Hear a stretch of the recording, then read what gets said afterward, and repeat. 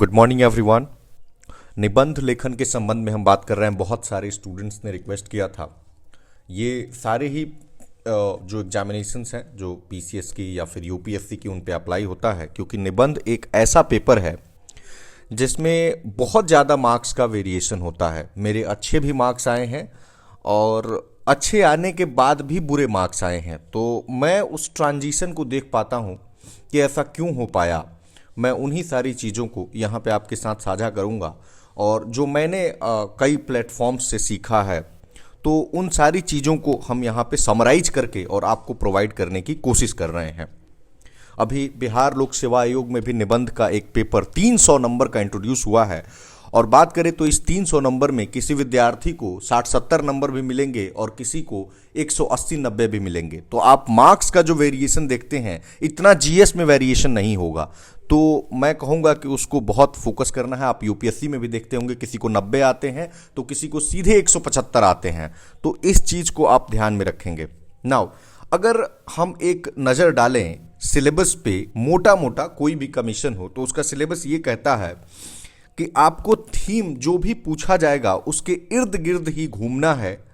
आपका जो प्रेजेंटेशन होना चाहिए वो काफ़ी स्ट्रक्चर्ड मैनर में होना चाहिए। हाफजार्ड नहीं होना चाहिए कि कुछ से कुछ, कहीं से कहीं कुछ लिख रहे हैं।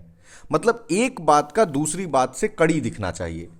तीसरा है कि ब्रीफ में होना चाहिए। निबंध का ये बहुत इंपॉर्टेंट कड़ी होता है कि आप किसी भी चीज़ को, कहते हैं ना गागर में सागर, कि थोड़े से शब्दों में बहुत अधिक बातें कह देना और इफेक्टिव होना चाहिए, मतलब प्रभावशाली होना चाहिए। जो भी बात आप कहना चाह रहे हैं वह जो पढ़ने वाला है उसके मन में एक असरदार, कहे कि असर डालने वाला होना चाहिए।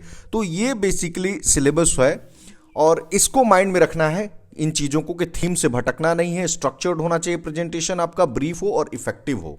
ठीक है, इतने से आपका एक ओवरऑल खाका तैयार हो जाता है। नाउ सबसे पहले जब आप एस्से की बात करते हैं तो the first question must come to your mind कि what is an essay. Essay है क्या? क्या एस्से एक पोएट्री है, गद्य है या पद है या फिर एडिटोरियल राइटिंग आप अखबार में देखते होंगे? तो क्या अखबार के एडिटोरियल की तरह हम एस्से लिखें जैसे वो लोग लिखते हैं? बिल्कुल नहीं। क्या यह नोवेल है, ड्रामा है, क्या है? मतलब एस्से को हम क्या समझें? देखिए एस्से, देखिए ये तो अलग हो जाता है और इसमें आपको पता है कि जो ड्रामा वगैरह होता है, नोवेल वगैरह होता है, इसमें पात्रों का, जो उसमें कैरेक्टर्स हैं, उनका बहुत इंपॉर्टेंट होता है। ऐसे में ऐसा नहीं होता है। वहीं पे एडिटोरियल्स में बहुत फाइन लाइन ऑफ डिफरेंस है। फाइन लाइन ऑफ डिफरेंस मैं इसलिए कह रहा हूं क्योंकि एडिटोरियल्स भी एक तरह का नहीं होता है। आपको अगर ऐसे एडिटोरियल की तरह आप लिखेंगे तो आपका वो ऐसे नहीं कहलाएगा, क्योंकि दोनों में अंतर है। अंतर क्या है? एडिटोरियल में आप देखेंगे कि मोस्टली मैं देखता हूं कि फैक्ट्स के बेसिस पे वो लोग एनालिसिस कर रहे होते हैं। ऐसे का पर्पस ये नहीं है। हम जानेंगे कि फिर ऐसे क्या है। अगर हम फैक्ट्स के बेसिस पे एनालिसिस ना करें तो फिर क्या करें? तो फिर यहीं पे आ जाती है बात कि आप जीएस से कैसे एसए को डिफरेंशिएट करते हैं।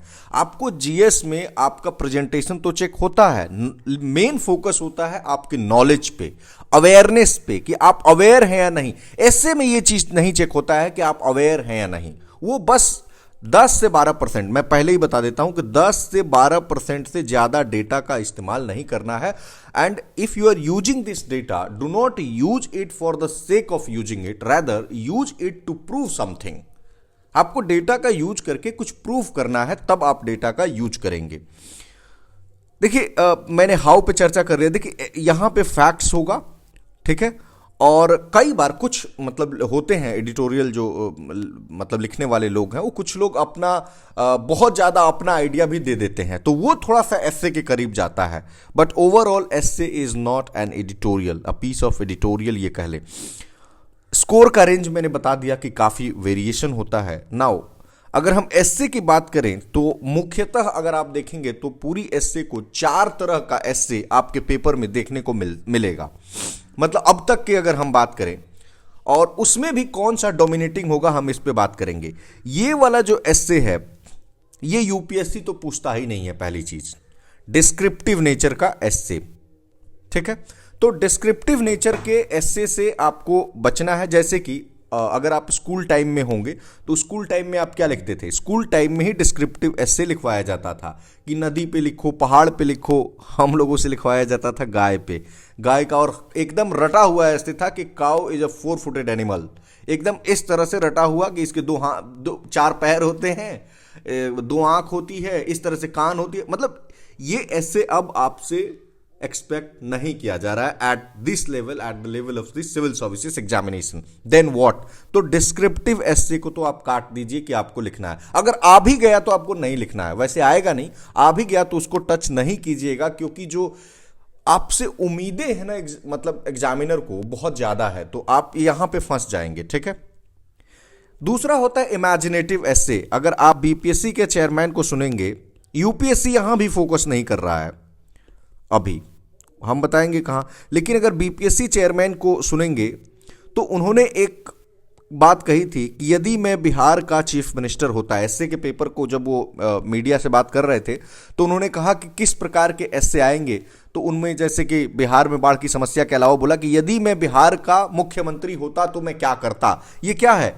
इमेजिनेटिव एसए है। यदि मैं भारत का प्रधानमंत्री होता, यदि मैं भारत का राष्ट्रपति होता, तो ये सब इमेजिनेटिव ऐसे है, फिर आपको इमेजिन करके लिखना पड़ता है। ऐसा ऐसे यूपीएससी में देखने को अब नहीं मिलता है, तो बीपीएससी में लेकिन ऐसा ऐसे देखने को मिल सकता है, दूसरा वाला काइंड। नाउ जो ये तीसरा वाला काइंड है, आइडिएशनल या थिंकिंग बेस्ड ऐसे, ये बहुत इंपॉर्टेंट हो जाता है यूपीएससी में। और आजकल एक तो पूरा मैं देख रहा हूं कि पूरा सेक्शन ही फिलोसॉफिकल की तरफ मुड़ रहा है। मतलब पानी जहाज में, जहाज पानी में, मतलब इस तरह की बातें कि हैप्पीनेस पे, विजडम पे, मतलब आपको क्लियर कट आपने वो जीएस में बातें नहीं पढ़ी होंगी। आप समझ पा रहे हैं? मतलब आप जीएस के टॉपिक्स को पढ़ के इन एसेज को नहीं कर सकते हैं, फिलोसॉफिकल वाले एसेज को। जैसे अगर सेक्शन 2 देखेंगे तो पूरा ही फिलोसॉफिकल पूछा था। आइडिएशनल में क्या है, या थिंकिंग बेस्ड, थॉट बेस्ड आप कह सकते हैं इसे। इसमें होता है बेसिकली कि आपकी थिंकिंग प्रोसेस को चेक की जाती है, और यही ऐसे आपके जो एग्जामिनेशंस है उसमें देखने को मिलेगा। जैसे मान लीजिए कि हम कोई चीज़ कहते हैं कि बाबा साहेब का एक कोट था कि पॉलिटिकल डेमोक्रेसी सफिशिएंट नहीं है जब तक कि सोशल और इकोनॉमिक डेमोक्रेसी नहीं आता है। तो ये क्या है? आइडिएशनल ऐसे है, थिंकिंग बेस्ड ऐसे है। तो इस तरह से, या वुमेन इंपावरमेंट को लेकर के कह दे कि political empowerment of the women is not sufficient. तो इस तरह की जो एसेज हैं वो थिंकिंग बेस्ड एसेज हैं, जो आप जीएस के बदौलत भी अपना मतलब फैक्ट्स को इकट्ठा करके और आप एसे का स्ट्रक्चर बना सकते हैं। नाउ पैरामीटर्स क्या है कि भाई 4 में से एक एसे को सिलेक्ट किया जाए, क्योंकि अभी बीपीएससी की हम बात करें तो उसमें अभी तक कोई ऐसा नहीं आया है कि कितने में से कितना सेलेक्ट करना होगा। बट मेरा अनुमान है कि मिनिमम 2 होगा बीपीएससी में, मिनिमम, और मैक्सिमम हो सकता है 3 या 4, बट मुझे 4 नहीं लग रहा, 2 से 3 के बीच आपको ऐसे लिखना होगा। ठीक है। और मुझे 3 का ज़्यादा चांस लग रहा है, क्योंकि 2 भी 150-150 नंबर का ऐसे लिखवाना थोड़ा ठीक नहीं होगा। तो मेरा अनुमान है, मैं फिर भी कह रहा हूं कि 3 ऐसे वो लिखने को कह सकते हैं, वो चीज़ें बाद में आ जाएंगी। नाउ पैरामीटर्स क्या है कि आप किसी ऐसे को सेलेक्ट करेंगे। एक कहावत है, well begun is half done. अगर आपने शुरुआत अच्छी कर दी तो आपने आधी जंग को जीत लिया है। आपने कई सारे स्टूडेंट्स को सुना होगा कि मैंने जो एस्से का टॉपिक है वो गलत चुन लिया, और गलत चुनने के बाद कई लोग काटते हैं एग्जामिनेशन हॉल में। वो गलती नहीं करनी है। ठीक है। यहां पे हमने बात कर ली हाउ मेनी एसेस, तो 3 आएंगे। यूपीएससी में जैसे खंड ए में से 4 में से 1 करना होता है, और फिर 1 करना होता है 4 में से, यानी 2 एसे आउट ऑफ 8 एसे करना होता है यूपीएससी में। ठीक है। तो यूपी में 3 एसे लिखने होते हैं आपको, 3 खंड होता है, और तीनों खंड में से एक एक एसे को टच करना होता है। तो हमने तीनों ही एग्जामिनेशंस की बात कर ली। नाउ पैरामीटर्स क्या हो कि आप किसी भी एसे को सेलेक्ट करेंगे। देखिए, सबसे पहला इसमें पैरामीटर होता है कि आप किसमें सहज महसूस कर रहे हैं। आप सहज उसमें महसूस करेंगे जो टॉपिक आपने पढ़ा होगा, जिस पे आपको नॉलेज होगा। अगर मान लेते हैं कि आपको किसी टॉपिक पे नॉलेज नहीं है, लेकिन आप उसके डायमेंशंस को खोल पाने में सक्षम हैं, तो आप उस टॉपिक को सेलेक्ट कीजिए। जिस भी टॉपिक पे आपको लगता है कि आप अपनी बात को कह पाने में सक्षम है, उसमें डेटा न भी हो तो चलेगा, कोई दिक्कत नहीं है। आप जो कहना चाहते हैं और जो पूछा गया है वो उसकी अगर डिमांड को पूरा कर देते हैं तो आप वैसे टॉपिक को चुनिए। एक और बात एस्से में एक बहुत ही फेमस है कि क्या हम डिफिकल्ट एस्से को चुने या फिर हम आसान एस्से को चुने। मेरा मानना है पहला क्राइटेरिया होना चाहिए कि आप जिसमें सहज हो उसको चुने।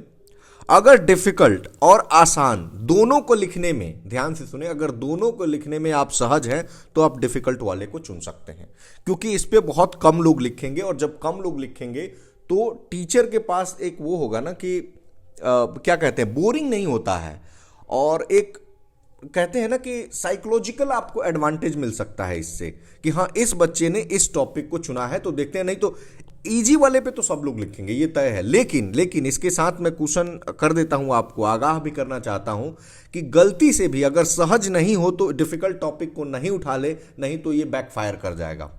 हो सकता है जो आप इजी वाले में नंबर भी लाने वाले थे वो भी नहीं लाएंगे, ठीक है। तो ये आप ध्यान रखेंगे। देखिए ऐसे जब आप लिखना शुरू करेंगे, उसके पहले, शुरू करने से पहले मेरा सजेशन है कि आप रफ वर्क जरूर बनाइए लास्ट पेज पे। उस रफ वर्क में आप डायमेंशंस को खोलिए। डायमेंशंस क्या होंगे वो यहां पे मैंने लिखा है, ठीक है। इन डायमेंशंस की हम बात कर लेंगे, ठीक है। उसके बाद जैसे ये अभी बात ही कर लेते हैं डायमेंशंस में आप कैसे खोलते हैं, जैसे कि social, cultural, historical, demographic, gender based, geographic, political, legal, administrative, diplomatic, economic, science and technology, environment, ethical, philosophical, religious और स्पिरिचुअल। उस टॉपिक को देखिए कि क्या इन थीम्स के साथ रिलेशन है या नहीं। जब आपको कुछ नहीं याद आए तो एक यूपीएससी का जो चारों पेपर का सिलेबस है जीएस का, उसी को याद कर लीजिए कि उसमें कहीं से कुछ टच हो रहा है क्या। अनवांटेड बातें नहीं लिखनी है, जो काम का बात है वही, ठीक है। तो इन डायमेंशंस को खोलते हुए और कुछ नहीं आए तो इनको लिखना है what, when, how, why, where, मतलब इस तरह से उसको क्वेश्चन को खोलना है, ठीक है।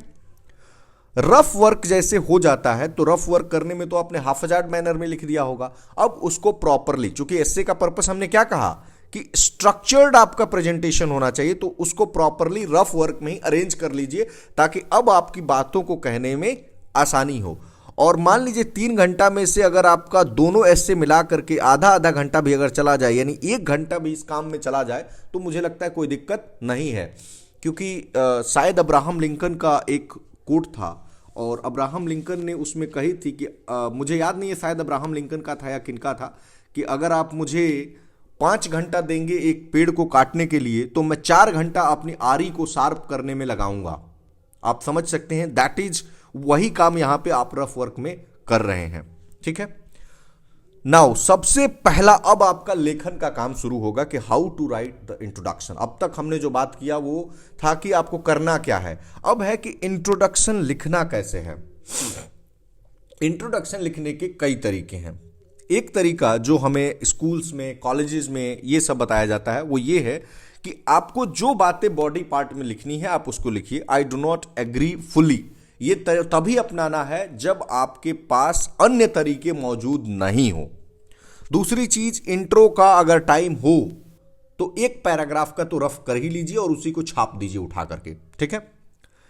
सबसे पहले एस्से लिखने में एक काम करेंगे, सबसे पहले ऊपर जैसे मान लीजिए जिस टॉपिक पे आप लिख रहे हैं, ठीक है, कि मान लीजिए वुमेन एम्पावरमेंट का ही है, तो उसको हेडिंग बना देना है और एक नीचे लाइन जरूर खींच दीजिएगा। स्पष्ट होना चाहिए कि आपकी, क्योंकि 4 है ना, उसमें से एक चुन रहे हैं आप, तो उस चीज को आप हेडिंग्स को अंडरलाइन कर दीजिएगा। और इंट्रो का एक पर्पस पहले समझ लीजिए कि इंट्रो में करना क्या है। मैं उनको सुन रहा था, वो क्या नाम है, ओपी सर को, ओपी चौधरी सर, तो उन्होंने बताया कि एस्से लिखते समय मतलब ऐसा होना चाहिए कि जब आपका एग्जामिनर एस्से का कॉपी उठाए तो उसके मन में ये भाव आना चाहिए एस्से पढ़ के कि एक हाथ में आपकी कॉपी है और दूसरे हाथ में चाय का प्याला है, और एस्से पढ़ते समय वो ये भूल जाए कि दूसरा घूंट लेना था। एक घूंट लिया और आपकी कॉपी उठाया और दूसरा घूंट लेना भूल जाए। मतलब कुल मिला के बात ये है कि एग्जामिनर को बांध के रखना। आप जो भी कहना चाह रहे हैं उसमें उसके अंदर एक क्यूरियोसिटी पैदा कीजिए। क्यूरियोसिटी अगर पैदा हो गया तो फिर वो बहुत अच्छे से आपको मार्क्स एग्जामिनर दे पाएंगे।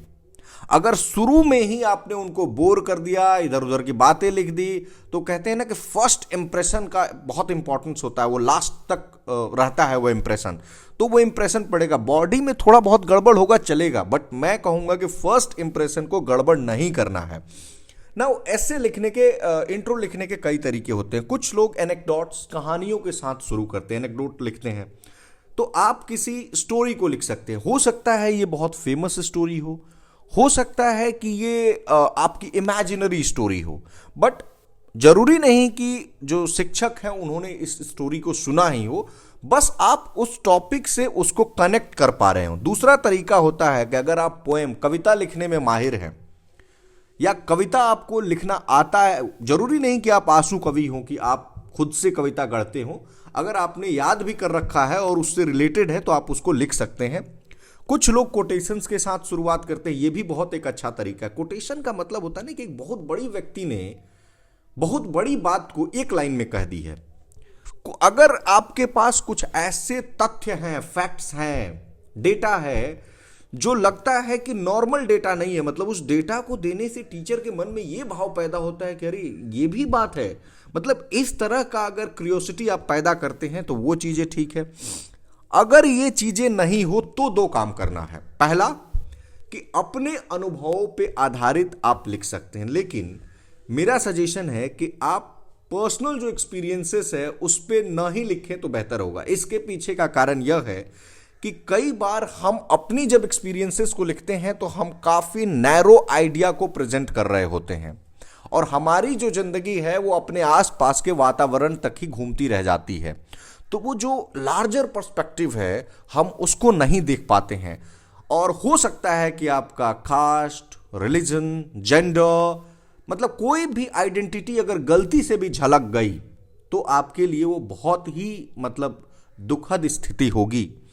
तो मैं नहीं चाहूंगा कि आप अपने एक्सपीरियंसेस से लिखें। अगर कुछ नहीं बचता है और आपको लगता है कि आपका एक्सपीरियंस बहुत इंपॉर्टेंट है, क्योंकि कई बार क्या होता है ना कि हम अपनी एक्सपीरियंसेस को पूरी सोसाइटी पे जनरलाइज कर देते हैं। जैसे मान लीजिए कि आप किसी पर्टिकुलर कास्ट से बिलोंग करते हैं, रिलीजन से बिलोंग करते हैं और आपको कहीं डिस्क्रिमिनेशन का सामना करना पड़ा, और आप ये बात लिख देते हैं कि हाँ जी हमारे जो रिलीजन है, हमारी जो कास्ट है, या हमारा जो जिस जगह से आते हैं वहाँ के लोगों को पूरे भारत में डिस्क्रिमिनेट किया जा रहा है, बहुत डिस्क्रिमिनेशन का सामना करना पड़ता है। हो सकता है 1 लोग, 2 लोग, 10 लोग, 50 लोग सामना करना पड़ रहा होगा। I do not disagree with it, I agree with it, but वो पैमाना नहीं हो सकता है। टीचर हो सकता है आपसे असहमत हो जाए। तो इससे बेहतर तरीका है अगर कुछ ना बचे तो, अगर जो मत मान लीजिए कि एस्से का टॉपिक ऐसा है जिसको आपको लगता है कि पहले एस्से को एक्सप्लेन करना जरूरी है, तो आप उस एस्से के टॉपिक को ही एक्सप्लेन कर दीजिए कि एस्से ये कहना क्या चाह रहा है। ठीक है, एक आया था ना कोई essay, engendering not engendering development is endangering development, मतलब इसमें यही था कि अगर महिलाओं को शामिल नहीं करेंगे विकास में तो वो डेवलपमेंट ही मतलब इंडेंजर हो रहा है। तो इसके मीनिंग को ही आप समझा दीजिए कि ये कैसे है ऐसा। ठीक है, और कितना लिखें, मतलब इंट्रो कितना लिखें। मेरा मानना है आप 1 पन्ना लिख सकते हैं, 1 पन्ना, या फिर मेरा मानना है 10 से 12% आप इंट्रो को दीजिए और 10 से 12% कंक्लूजन को दीजिए, यानी 25% हिस्सा वो हो गया और 75% हिस्सा आप अपनी मेन बॉडी को दीजिए। नाउ आइए हम आते हैं मेन बॉडी पे। पूरे एस्से का अगर मैं बात करूं कि सबसे इंपॉर्टेंट कड़ी क्या है तो वो है फ्लो मेंटेन करना। आप जीएस के पेपर्स में फ्लो मेंटेन करें या नहीं करें, ऑप्शनल में फ्लो मेंटेन उतना हो या ना हो चलेगा, एस्से में नहीं चलेगा। और फ्लो मेंटेन करने के लिए कनेक्टर्स का यूज करना बहुत जरूरी है। कनेक्टर्स का मतलब क्या है कि आपने एक बात, और फ्लो किसके बीच मेंटेन किया जाए, एक पैरा से दूसरे पैरा में, एक लाइन से दूसरे लाइन के बीच। अगली लाइन ऐसा प्रतीत होना चाहिए, अगला लाइन, कि लगे कि पहला लाइन का वो आउटकम है, रिजल्ट है उसका। ऐसा नहीं कि दोनों में कुछ कनेक्शन ही नहीं समझ में आ रहा है, ऐसा नहीं कि दोनों अलग अलग डेटा को प्रेजेंट कर रहे हो। कनेक्टर्स कि यद्यपि ये बात तो ठीक है, तथापि इस तरह से करके आप कनेक्टर्स को यूज कीजिए। ऐसे में अनलाइक जीएस आप कोई सब हेडिंग नहीं यूज करेंगे, कोई ग्राफ, कोई फ्लो चार्ट, कोई मैप, ये सब का प्रयोग नहीं करना है, ये ध्यान देना है।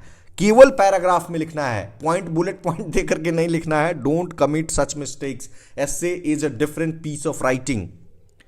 ये मैं अपनी मिस्टेक से भी आपको शेयर कर रहा हूं।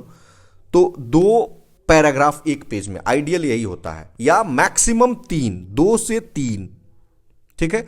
कुछ लोग एक ही लिख देते हैं। अगर जरूरत पड़ी और आपकी बात इतनी गहरी है और इतना थोड़ा सा यूं कहें कि मार्मिक है कि उसको खत्म नहीं कर सकते आप आधा पेज में, तो आप एक जगह कहीं एक पूरा पेज ले लीजिए। बट डोंट मेक दैट क्या कहेंगे, अ ट्रेडिशन, कि आप हर मतलब पेज में एक ही पैरा बना रहे हैं। वैसा गलती नहीं करना, और कोशिश कीजिए कि जैसे जहां पे पेज खत्म हो तो वहां पे आपका ये खत्म हो जाए। और जैसे मान लीजिए यहां से शुरू किया तो ऐसे लिखना है, यहां भी खत्म हुआ तो आपको यहीं से शुरू करना है फिर, ठीक है। कहीं भी खत्म हो यहां से शुरू करना है। मतलब 20% जो मार्जिन होता है ना लेफ्ट साइड का, वो छोड़ करके अब स्टार्ट कीजिए, चाहे आपका पैरा कहीं भी एंड हो रहा हो, राइट। हमने आपको बता दिया कि एक तो जैसे कई एस्से का आप देखेंगे ना, तो बहुत ही काउंटर इंट्यूटिव टॉपिक होता है। जैसे कि कोई एग्जाम्पल के तौर पे हम टॉपिक ले लें। अगर एस्से का टोन कह रहा हो कि भारत से फिल्म को बैन कर देना एक अच्छी पहल होगी, तो हो सकता है कि इसके पक्ष में आपके पास आर्गुमेंट्स होंगे, बट मैं कहूंगा कि 20 to 30% आर्गुमेंट इसके पक्ष में दे करके रेस्ट जो 70% का आर्गुमेंट है, ऑलमोस्ट बॉडी पार्ट की हम बात कर रहे हैं, तो वो इसके विपक्ष में दीजिएगा कि नहीं जी फिल्म क्यों जरूरी है। या खेल कूद के संदर्भ में भी हो सकता है कि ये वेस्टेज ऑफ टाइम है, या कुछ भी हो सकता है। विमेन को लेकर के अगर वो टोन उसका ऐसा है, ऐसे का दे सकता है। कई बार ऐसा आता है कि विमेन का काम है कि घर को संभालना, और मेन का काम है क्योंकि मेन जो है वो ज्यादा कैपेबल है। अगर इस तरह का टॉपिक आता है तो आप इस तरह से नहीं लिखेंगे कि इसके पॉजिटिव क्या होंगे, नहीं, इस तरह से लिखिए कि ऐसा तर्क देने वालों का ऐसा मानना है, और फिर थोड़ा सा बात कह के वहां से हट जाना है। ऐसा नहीं कि 50-50% वहां पे बांट दिया, फिर एग्जामिनर को लगेगा कि हाँ आप इसी मेंटालिटी के हैं और आपको लगता है कि विमेन को जो है ऐसा तर्क देने वालों का क्या कहना है, ऐसा थोड़े से बातों में कह करके और आप आ जाइए कि नहीं विमेन का पब्लिक प्लेस में आना क्यों जरूरी है, राइट। तो ये बातें और ये डायमेंशंस की हमने चर्चा कर दी कि पूरी डायमेंशंस को आप खोलिए। नाउ जैसे इंट्रो इंपॉर्टेंट है उसी तरह से कंक्लूजन भी बहुत इंपॉर्टेंट है। कंक्लूजन में रिपीट, कुछ लोग कहते हैं कि समरी लिख दो, कि जो अब तक लिखा कि ना निष्कर्ष के तौर पे हम कह सकते हैं और ऐसा ऐसा लिख, नहीं, ऐसा नहीं होता है। रिपीटेशन तो करना ही नहीं है।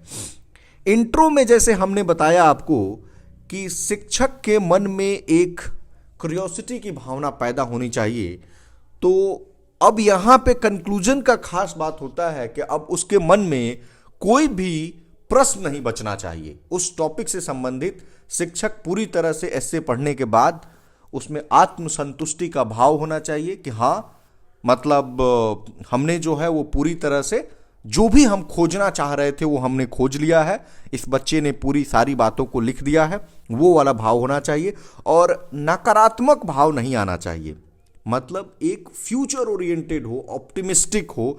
अगर नकारात्मकता आती भी है तो वो वार्निंग के रूप में होना चाहिए कि अगर ऐसा नहीं किया गया तो हम इस दौर में पहुंच जाएंगे जो हमारे लिए ठीक नहीं होगा। इस तरह से आपको बातों को अगर नेगेटिव लिखना भी है तो ऐसे साउंड करना है कि आप उस चीज से चिंतित हैं, आप चाहते हैं कि इसका समाधान हो, ठीक है।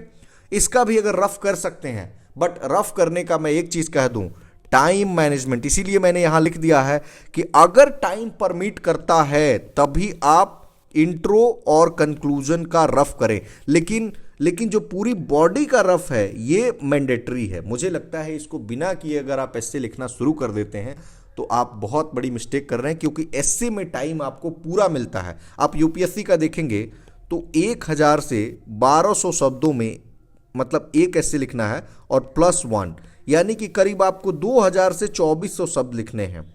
और वही जीएस के पेपर में आपको कितना लिखना होता है, 4000 वर्ड्स। तो आपके पास तो यहाँ आधा करीब करीब लिखना है, तो टाइम तो पूरा पूरा है। तो time management is not going to be an issue. Now ये हमने 10वां बात कर लिया। यहां पे देख लेते हैं, सॉल्यूशन आपको बताना है कि आप मतलब अब तक जो आपने बातें कही, और सॉल्यूशन ऐसा नहीं कि फिलोसॉफिकल टॉपिक में सॉल्यूशन बताने लगे। अगर टॉपिक ऐसा है जिसमें कि प्रॉब्लम्स के बारे में बात की गई है, जैसे कि अगर डिजास्टर मैनेजमेंट की बात की पे क्वेश्चन है तो सॉल्यूशन बताएंगे। अगर ऐसा टॉपिक है जो लगता है कि बहुत ही फिलोसॉफिकल है तो उसमें क्यों सॉल्यूशन बताना है। ठीक है, पोएट्री लिख सकते हैं आप, कोई चाहें तो कविता के साथ एंड कर सकते हैं आप। लास्ट में समरी का एक प्रोविजन मैं बता रहा हूं, अगर आपको ये सब ना हो पाए तो आप समरी भी लिख सकते हैं। कब, उसके पीछे कंडीशन है कि अगर आपको लगता है कि आपने जो भी बातें बॉडी में लिखी हैं वो काफ़ी हाफजार्ड हो गई है और उसको समेटना जरूरी है, तो उसको समेटने के लिए आप जो है वो समरी लिख सकते हैं। वार्निंग मैंने बता दिया कि वार्निंग कैसे देना है, पॉजिटिव साउंड करना चाहिए। और अगर आप जो कहानियों से आपने शुरू किया है और उस कहानियों से ही अंत कर देते हैं तो उससे अच्छा कुछ भी नहीं होगा। और एक बात और ध्यान रखेंगे, एक क्या आपके मन में एक प्रश्न आएगा कि क्या कहानी लिखना जरूरी है। मैंने कहा नहीं, कहानी लिखना जरूरी है। तभी हमने कई तरीके आपको एक्सप्लेन किए कि ऐसे के इंट्रो लिखने के कई तरीके हैं, कहानी सिर्फ एक तरीका है। लेकिन अगर आपने कहानी लिखी है तो कहानी को अंत में अगर आप कंक्लूजन में रिलेट नहीं करेंगे तो ऐसे का जो लय होता है, जो ऑर्डर होता है, या फिर यूं कहें कि जो जो जो उसका हम किस चीज की बात कर रहे थे ऐसे में कि सबसे इंपॉर्टेंट जो उसका कड़ी है वही टूट जाएगा। फ्लो की बात कर रहे थे, तो फ्लो टूट जाएगा। एक लैंग्वेज को लेके पूछते हैं लोग कि लैंग्वेज कैसा अपनाएं, जो जीएस का लिखते हैं। देखिए, थोड़ा बहुत फ्लावरी लैंग्वेज एस्से में चलता है, बट ऐसा भी नहीं कि आप बहुत ही फ्लावरी लिखें। आप सिंपल छोटे छोटे सेंटेंसेस बनाएं। रोड छाप लैंग्वेज नहीं लिखना है, मतलब जो स्लैंग्स होते हैं उनका यूज नहीं करना है। बिल्कुल जो टर्म्स हैं जो हमारे एकेडमिक्स में यूज किए जाते हैं, आप वैसे शब्दों का प्रयोग करें, क्योंकि ऐसे में शब्दों का चयन भी बहुत महत्वपूर्ण हो जाता है। तो ये आप ध्यान देंगे इस चीज पे। बहुत मतलब कुल मिला के बुद्धा का मध्यम मार्ग है, उसको अपनाना है। फ्रेंड्स, मुझे लगता है हमने इसका मैं टेलीग्राम पे शेयर कर देता हूं जो ये हमने बनाया है, आप वहाँ से इसको ले लीजिए। क्योंकि मैंने पूरी एक्सप्लेन कर दी है, तो अब आप इसको एक बार भी पढ़ेंगे तो आपको समझ आ जाएगा कि इसमें क्या सारी बातें लिखी गई हैं। धन्यवाद।